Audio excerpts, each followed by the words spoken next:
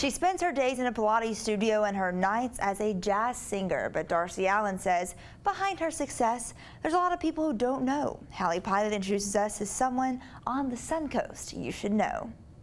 At Pilates Loft of Sarasota, Darcie Allen is a healer. At Salute Thursday nights, she's the center of the Darcie Allen Trio. Wow, isn't she lucky? But it is not luck. Setting up that equipment, getting those speakers in the car at 5 in the morning, you know what I'm saying? Doing all that stuff that no one sees. Same with a studio. She says it all really goes back to 12 years ago. Pilates I started right after a car accident that I was in.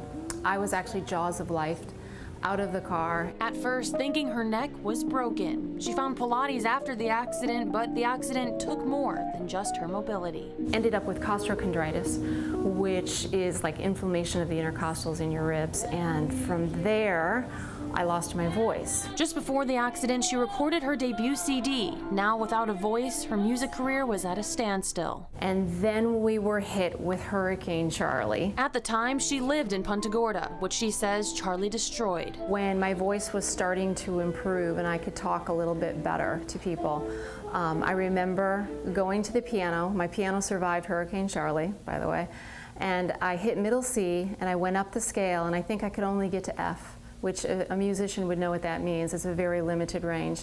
And I thought it was over. She focused on Pilates and raising her kids, knowing deep down it wasn't the right time for her and music to be together. About 6 years ago, she moved to Sarasota, met some people in the music scene, and found herself at a jazz jam one night. Just like you exercise in this Pilates studio, I knew it was time to exercise that voice and see what was in there, because that chapter was not closed. As a jazz singer, it's her responsibility to tell a story with each song. A white canvas every time, and I get to paint.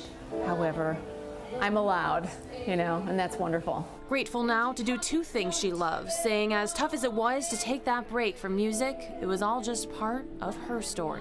12 years later, to finally see it coming back here in Sarasota. So that part's pretty exciting. You never know how things are going to work out. With someone on the Suncoast you should know, I'm Hallie Pilot.